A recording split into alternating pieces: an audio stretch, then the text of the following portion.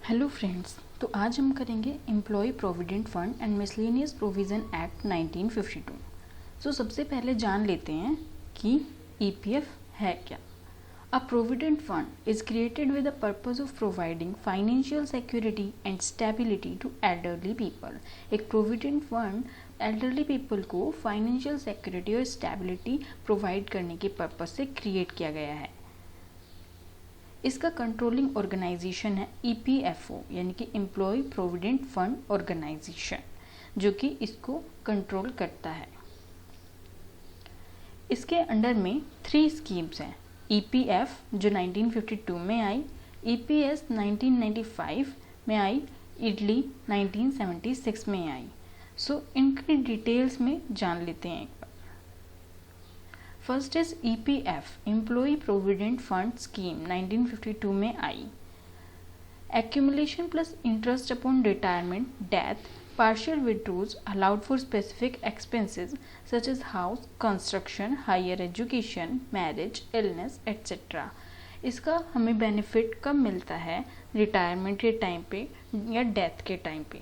इसके अलावा इसमें पार्शियल विड्रॉज भी कराए जा सकते हैं। कुछ स्पेसिफिक एक्सपेंस है जिसमें ये विड्रॉल अलाउड किए जाते हैं, जैसे कि हाउस कंस्ट्रक्शन या हायर एजुकेशन, मैरिज या फिर इलनेस। इसमें नॉमिनेशन भी नॉमिनेट किया जा सकता है। मेंबर अपनी फैमिली में से एक या एक से ज़्यादा पर्सन को नॉमिनेट कर सकता है और इसके लिए फॉर्म 2 फिल किया जाता है। इसके अलावा इसके अंदर काफ़ी क्लेम फॉर्म्स हैं, जैसे for final settlement by member form 19 fill किया जाएगा अगर मेंबर फाइनल सेटलमेंट करना चाहता है। तो अगर वही मेंबर ओल्ड अकाउंट से न्यू अकाउंट में ट्रांसफ़र कराना चाहता है तो फॉर्म बी फिल किया जाएगा।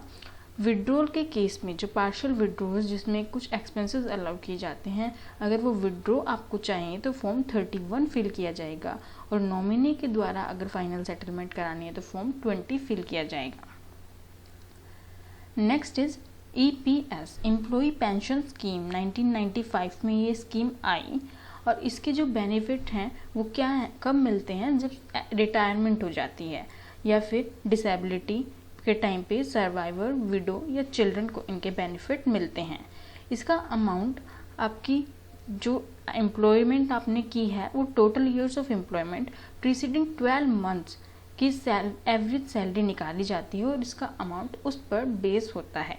इसमें जो क्लेम फॉर्म्स होते हैं वो मंथली पेंशन के लिए फॉर्म 10D फिल किया जाता है और विड्रॉल बेनिफिट के लिए फॉर्म 10C फिल किया जाता है। Next is EDLI employ deposit linked insurance scheme 1976 में ये स्कीम आई। इसके जो बेनिफिट हैं वो एम्प्लॉय की डेथ के टाइम पर मिले जाते हैं। वो मेंबर जो इस स्कीम का मेंबर था और उसकी अगर डेथ हो जाती है तो ये बेनिफिट उस टाइम पर दिए जाते हैं। इसका according to revise scheme payment of benefit amount to be 20 times of the wages. जो इसका अमाउंट है वो वेजेस के 20 टाइम्स हो सकता है और या फिर ये प्रोविडेंट फंड में जो आपने डिपॉजिट कराया है उसके बेस पर होता है। इन दोनों अमाउंट में से वो अमाउंट निकाला जाता है जो कि लेस होता है और मैक्सिमम अमाउंट इसका 3 लाख होता है। इसमें क्लेम फॉर्म्स हैं कि अगर नॉमिनी इंश्योरेंस क्लेम करना चाहता है, जब मेंबर की डेथ हो जाती है तो नॉमिनी इंश्योरेंस क्लेम करना चाहता है तो वो फॉर्म 51F फिल करता है। पीएफ की एप्लीकेबिलिटी क्या है, यानी ये किन ऑर्गेनाइजेशन पर एप्लीकेबल है? ये उन ऑर्गेनाइजेशन पर एप्लीकेबल है जहां 20 या 20 से ज़्यादा पर्सन काम कर रहे हों। यही लिमिट अगर सिनेमा थिएटर्स की बात करें तो 5 या 5 से ज़्यादा पर्सन्स की होती है। पीएफ एंड एमपी एक्ट में कुछ कंट्रीब्यूशंस रेट भी होते हैं, जैसे इसमें कौन कितना कंट्रीब्यूट करता है।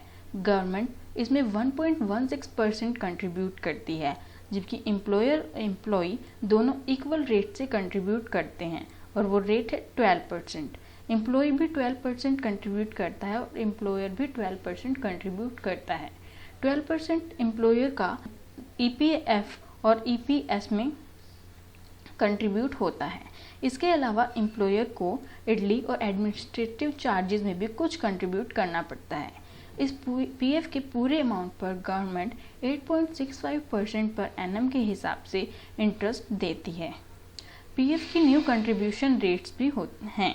यानी EPFO जो इसका कंट्रोलिंग ऑर्गेनाइजेशन है, उसने पीएफ में रिडक्शन रेट को अनाउंस किया, जो कि जिसमें कहा कि पीएफ का कंट्रीब्यूशन रेट 12% से घटकर 10% होगा और इसी हिसाब से न्यू कंट्रीब्यूशन रेट्स जो हैं इसकी वो हैं कि एम्प्लॉयर और एम्प्लॉय दोनों 10% के हिसाब से कंट्रीब्यूट करेंगे। गवर्नमेंट 1.16% जो कि पहले भी था वही सेम कंट्रीब्यूट करेगी और बाकी एम्प्लॉयर एम्प्लॉय का घटा दिया गया। इस पर पूरे पर अमाउंट जो है गवर्नमेंट इंटरेस्ट देगी 8.65% पर एनम के हिसाब से, जो कि पहले भी था। अब पीएफ के ड्यू डेट्स यानी कि पीएफ की पेमेंट की ड्यू डेट कब है, इसकी मंथली रिटर्न डेट कब है, एनुअल रिटर्न डेट कब है, वो होती हैं। पीएफ की payment due date 15th of every month है, जबकि monthly return due date 25th of every month है। पीएफ को अगर एनुअल रिटर्न करना चाहते हैं तो 30th अप्रैल इसकी लास्ट ड्यू डेट है। इंटरेस्ट ऑन पीएफ पर कितना इंटरेस्ट लगता है आपको पहले भी बताया जा चुका है कि पीएफ पर गवर्नमेंट 8.65% पर एनम के हिसाब से इंटरेस्ट देती है। नाउ पीएफ के कुछ पार्शियल विड्रॉज या विड्रॉल पर्पज भी हैं, जिसे ईपीएफ को कब विड्रॉ किया जा सकता है। Marriage time, purchase of land या कंस्ट्रक्शन, होम ऑल्टरनेशन या रिनोवेशन, रिटायरमेंट, होम लोन पे ऑफ, हेल्थ केयर, ये कुछ ऐसे एक्सपेंसेस हैं जिसमें ईपीएफ की विड्रॉल को अलाउ किया जाता है।